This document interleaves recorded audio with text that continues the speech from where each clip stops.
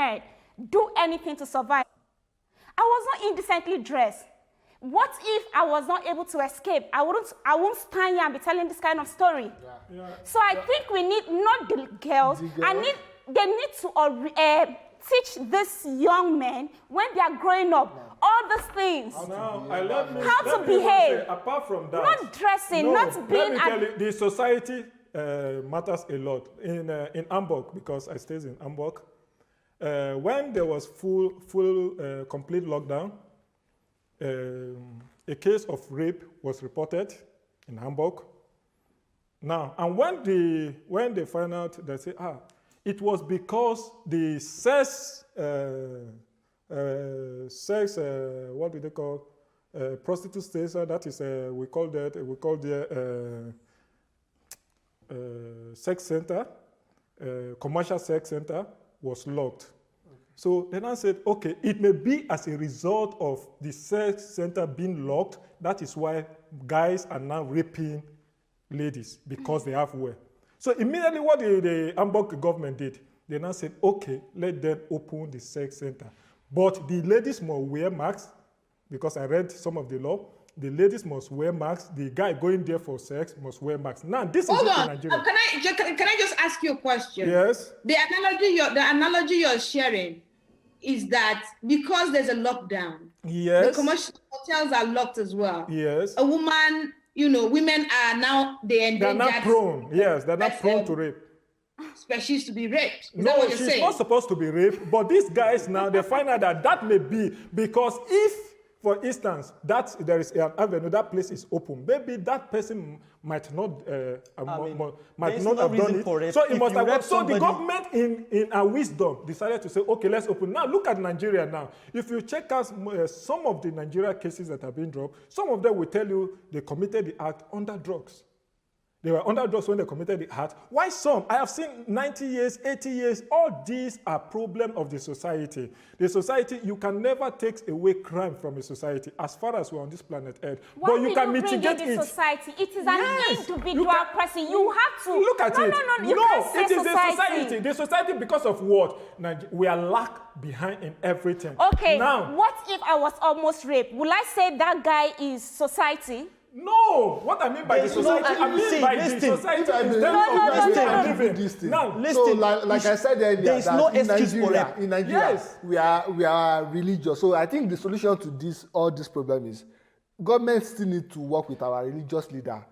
Because in church, they hardly talk about rape and they hardly talk about all the social advices. They hardly talk about so sex. What we talk about is money, in the public. money, and to discuss about it. Give your life to Christ. And that is so are you saying about that it is the church or the government that has to teach these young men not to rape people? No, society in general. Even though I said there's no excuse for rape, even though maybe the enlightenment I was talking about in the first place was this, we need to educate the young ladies and even the society in general. Is it just young ladies? Not young ladies, the society in general. It does not apply to ladies alone. There is no excuse for rape. There is no excuse for rape. 2 ladies attempted to rape me. But I came out of it. So if such a thing, guy that has been raped, so things like that are happening in the society. There is no excuse for rape. There is no excuse for rape. Give them the liberty. You find out that they say no commercial sex. That there should not be a state will tell you that there is nothing like commercial sex. No ladies permitted. People are doing it underground. And guys, it's a feelings that you cannot hide from. And some can control these feelings. Some cannot control these feelings. So when such a thing comes up, it depends if they are well taught, well groomed, and say this thing will come. All borders on education. If Nigeria is well groomed in education, people will learn, people will know how to even address. Ladies will be equipped in defending themselves. The guys will also be equipped in how to distance themselves from such feelings once it comes around. Because sometimes it's a feelings that come. Some people don't have controls. Before you know, they fall into it. Listen, feeling and whatever is not an excuse to rape somebody. Yes. It's not an excuse to rape somebody. Yeah. Raping is rape. You could be raped as a man. Yeah. And women are raped multiple times. We have reports of women being raped. So there's no excuse for raping. Whether you are in the feeling or not in the feeling, you have no excuse to rape somebody. There is no excuse. There must be there's a no reason excuse to for eat. somebody. There is no excuse. That is there, the but there must be a enlightenment I was reason. talking you about must in the first be place. able to address that reason and what causes it. If you are able to address it, you may be able to reduce it, but you cannot eliminate it completely. What I'm trying to say here is that if Nigeria educational system is functioning in the appropriate order, there will be a reduction in crime. Now there is surplus of crime because of what? Lack of unemployment rate. Even the ladies. Even the ladies. What are you saying? There are a People lot of just educated men that were caught raping young ladies. So education is And not some part of them, of it. I can tell It you could now, contribute, but not in part Niger of State, it. in Niger See, State, education is not. in June, There I are a was in lot of Niger educated State. people In that were 94, caught By raping. your education. What do you mean by education? Now, Education, you is are all confusing about education, I telling think. people how to, what they need to know before time. Sensitization. You teach them, yes? You Hello. sensitize The same Hello. professor, I mean lecturers from university harassing young ladies. Yes. You know, so education And the is same not pastor, an the excuse. same imam, the See, same ladies the still point I was embarrass, making is ladies. you have So no what are we excuse to talking rap about? somebody. There's no excuse for raping. If you rap somebody, you must, like, there's no excuse. You can't hide There is behind no someone excuse. and hide How about yourself. you cannot take Thank you it. for your input. Can we have Sadautu has been itching to speak. Can we have comments from Fali, please? Thank you. Thank you so much, Mercy, for bringing me in. First of all, I want to clarify that when you discuss issues of rape, it has nothing to do with education.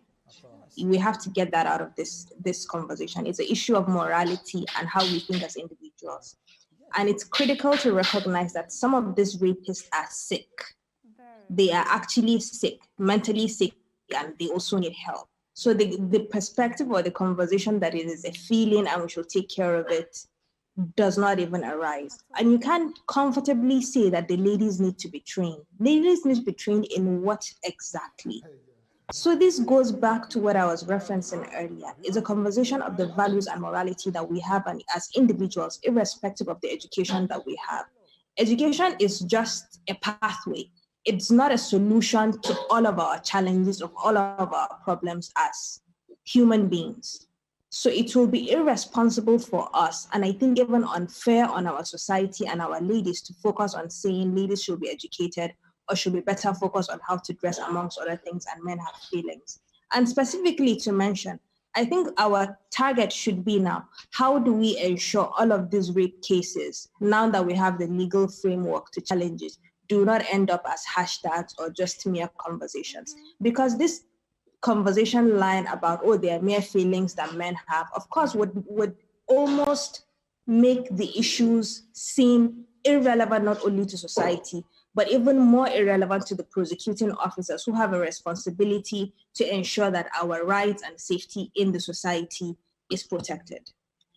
Thank you so much, Fali, for that. Thank you. I think she mentioned. Uthman, you perhaps want to say something so we can wrap just solutions from you. Yeah. Solution. So I think she mentioned something about. Kola, hold on. Uthman wanted to say something. Okay.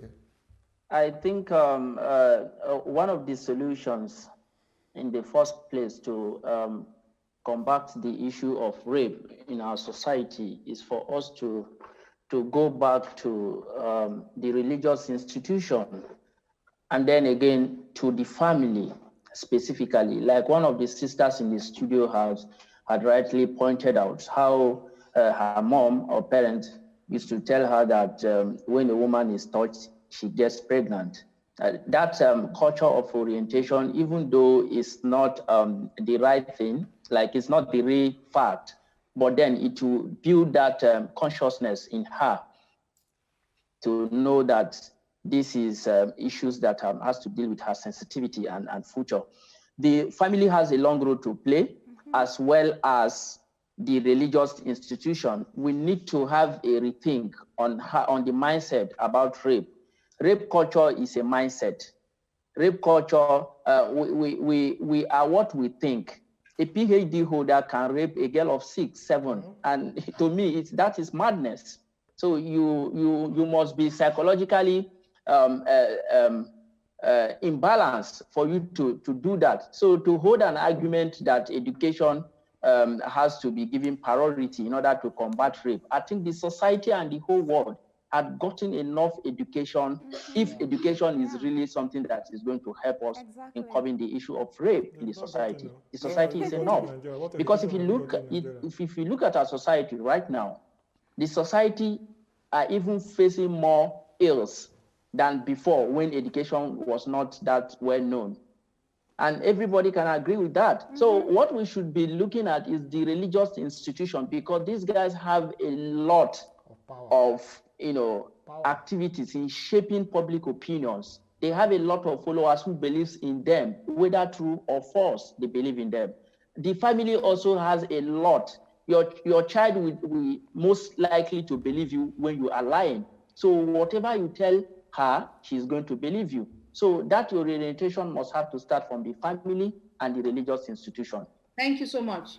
Kola, your final take, please. Yeah, thank you. I just want to corroborate what they were, both of them said, because I mentioned it earlier. Like, our religious leaders, they hold so much power in Nigeria, both Christian and Muslim.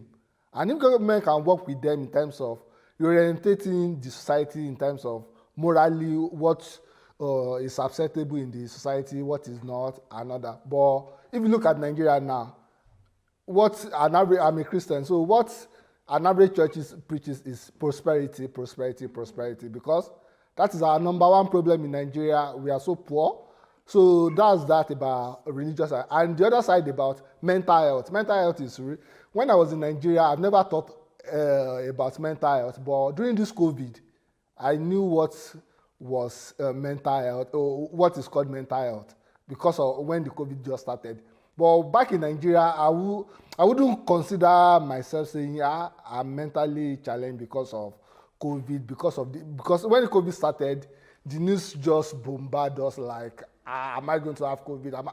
But if I'm in Nigeria, I'll still continue going about my business. I won't even consider myself like, let me go and check myself and see if I'm mentally balanced and all that. So I think culturally, as a society, we still need to go back to our religious leader, because those guys, they hold so much power, because when election is coming, politicians go to them and meet them because they can sway people's opinion. And Nigeria, we are like 95% religious country and all that. The same thing again comes to what I mean by education. Even Final takes, please. Even in schools, if they are well sensitized, the ladies are well sensitized from primary to secondary. The guys are well sensitized. Do you know that some schools don't even talk about sex education? Even in secondary school level, they don't talk about sex education. So how do you teach these people this thing? How do you make them to know? You go. I'm talking from first-hand information. That you go to some parts, they don't even want to hear that thing, sex education. They don't want to talk about it. A lady who finished the whole secondary school, she has not been taught on how to manage herself. So how do you expect such society to grow? I mean, not in all religions. So you have to teach them. There's them. A provision for that in Islam. You have to, excuse me, please. You have to teach them. You have to teach them in the religion. You have to teach them in school. You have to teach them even in the family. Let all this issue come up. Let the children be carried along, and everything will be okay. But one thing I must stand up: you must educate the ladies. You must educate Nigerians, and that will reduce the problem of Nigeria. My final take, is not all about the education. Right from the family, right from where you are worshiping, these are already put in place. Like in my house, I have more of the boys. They've been teaching them all this sex thing, all this rape. In churches where I worship, they teach the male child against this rape. They do the same thing for the female. So by the time all this thing continues, I think there will be minimal cases of rape, which is already happening, against what you were saying, that they don't teach that. They are already teaching it. There's provision for that. So it's a gradual thing. And again, when they teach those people, it is an individual education. Thank you. When you teach those people, it is not left to them. Maybe when they are, they are mentally, they still go. You need to be enlightened. They are still enlightened. Morality. Yes. Education itself. It's a moral. Not education, the morality, not education, the morality. Can we have your final take, please? Okay, mine.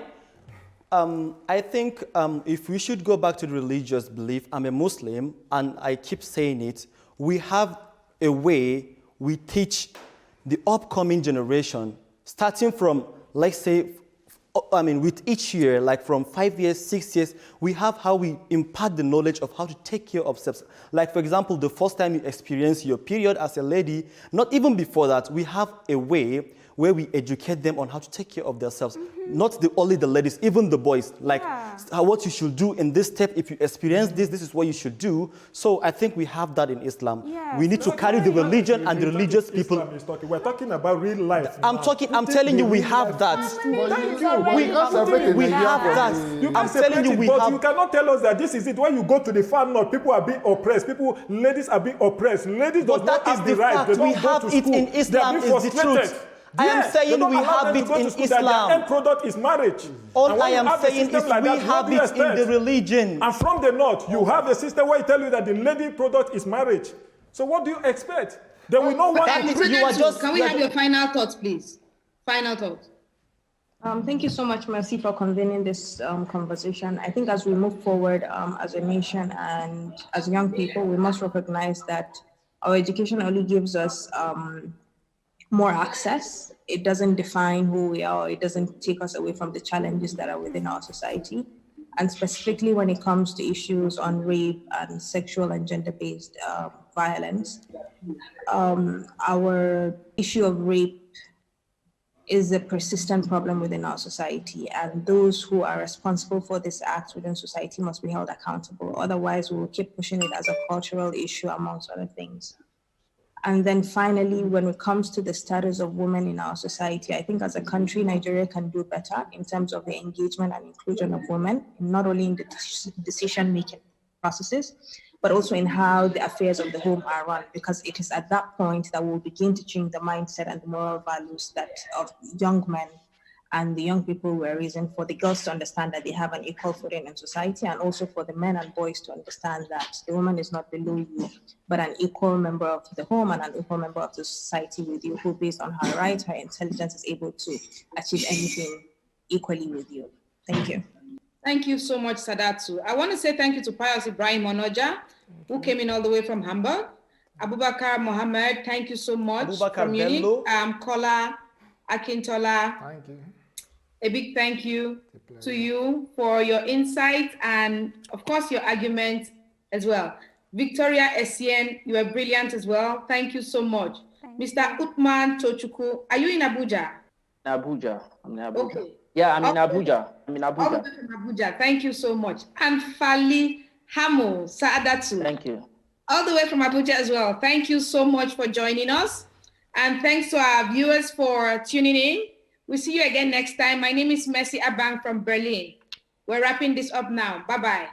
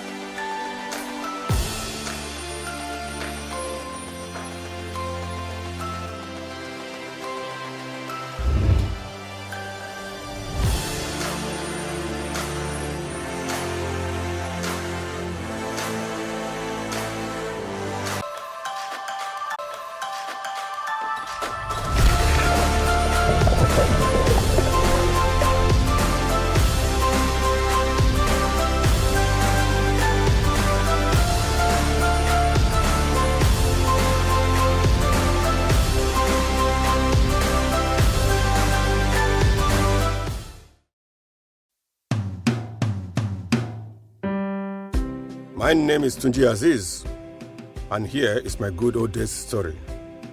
I was born in that town of mountains, hills, rocks, and valleys, Okeo, the headquarters of Kajola local government area of Oyo State. Growing up was fun, or as I later came to know, fun and education. I woke up to the firm hands of my uncle Baba Shombade, a Babalawo at Lelade Olele Okeo, for our consultation with Ifa and taking of offerings to issue at the crossroads with the bell from the First Baptist Church Ishia, just across, rousing Christians to come and worship. I would later go to Eliolono, my paternal grandmother's house for Ileya celebration, or to Ileshobaloju Ogon, my grandfather's house.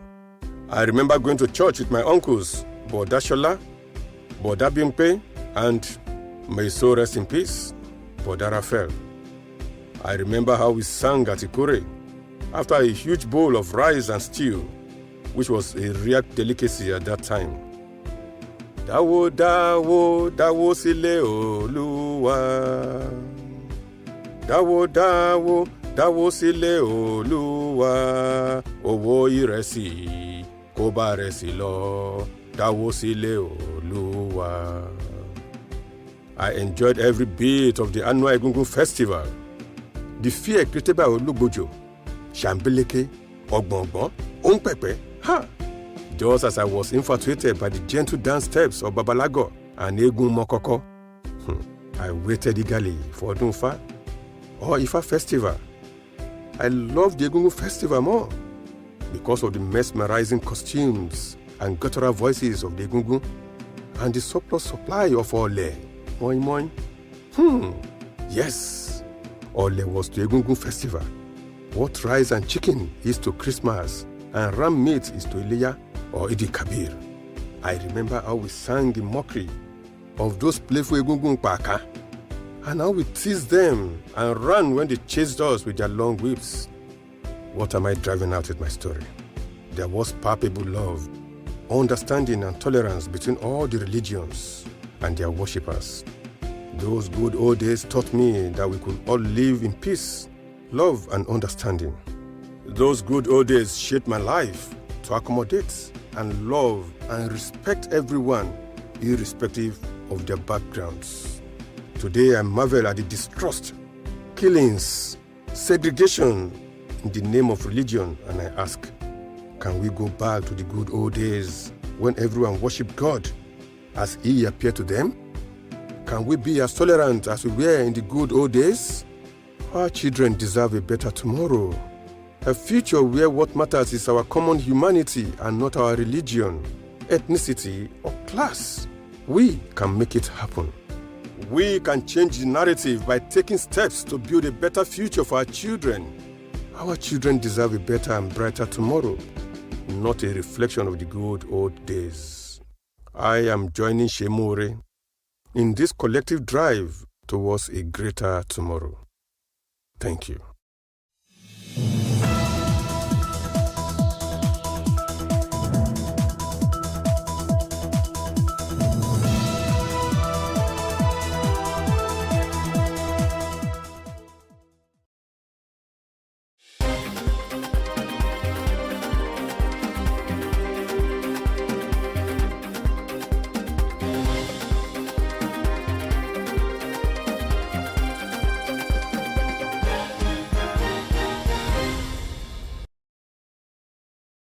Good afternoon, I am Shade Uwe, and this is a news update. The political crisis in Rivers State may have ceased as parties reached a truce on Monday. This followed after about 3 hours of talks at the Aso Rock Villa, Abuja, between President Bola Tinubu, Rivers Governor Siminalayi Fubara, his deputy, a former governor of the state, Peter Odili, and the Minister of the Federal Capital Territory, Nyesom Wike, and other stakeholders. The FCT Minister, Wike, who was acclaimed to be instrumental in the emergence of Fubara and other elected officers in the last general elections, arrived at the State House at about 7 p.m. and was ushered into the President's office where the meeting was held. Also present at the meeting was the Vice President, Kashim Shettima, the National Security Advisor, Nuhu Rubadu, and the President's Chief of Staff, Femi Gbajabiamila, I beg your pardon. According to an 8-point resolution signed at the end of the meeting on Monday night, the President directed that all lawsuits instituted in the courts by Fubara and his team regarding the political crisis in Rivers State be withdrawn immediately. The resolution was signed by Fubara, his deputy Odu Wike Vibadu, factional speaker of the Rivers State Assembly, Martin Amayewole, chairman of the People's Democratic Party in Rivers State, Aaron Chukwemeka, and his All Progressives Congress chairman, Tony Okocha. According to the directive, Fubara was mandated to represent the 2024 appropriation bill he had earlier presented to the 4-member state House of Assembly to the full House. Also, the directive read that all impeachment proceedings initiated by the Rivers Assembly against Fubara should be dropped immediately.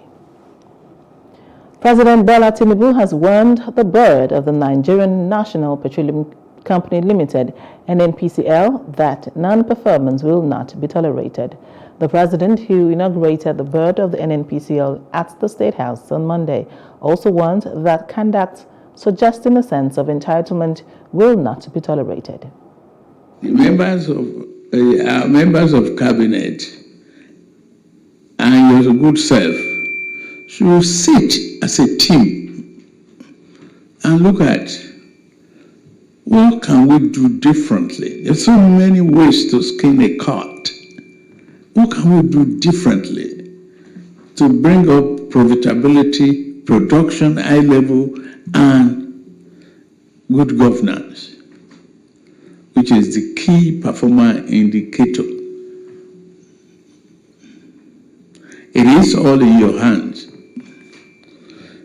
I will work with you in every way possible, but there could be sudden dissolution of the board too if no performance indicator is exceptional. President Bola Tinubu says his administration will always uphold media freedom and respect opinions, whether they are adversarial or complementary to his government. The president made this pledge on Monday in Abuja during a meeting with members of the Newspaper Proprietors Association of Nigeria. President Tinubu assured NPAN members that he would consider their request for a review of policies affecting the paper industry, acknowledging concerns about existing regulations hindering local access to newsprint. Distinguished gentlemen of the publishing and non-publishing members who are present here, I thank all of you for what you've done for this country so far. I'm grateful to many of you. Without you, I will not be standing here as president. We will continue to reinvigorate the economy, re-engineer the economy, retool the economy. I believe that Nigeria should invest in the paper industry to produce what we need, what we can consume there, and what we can export.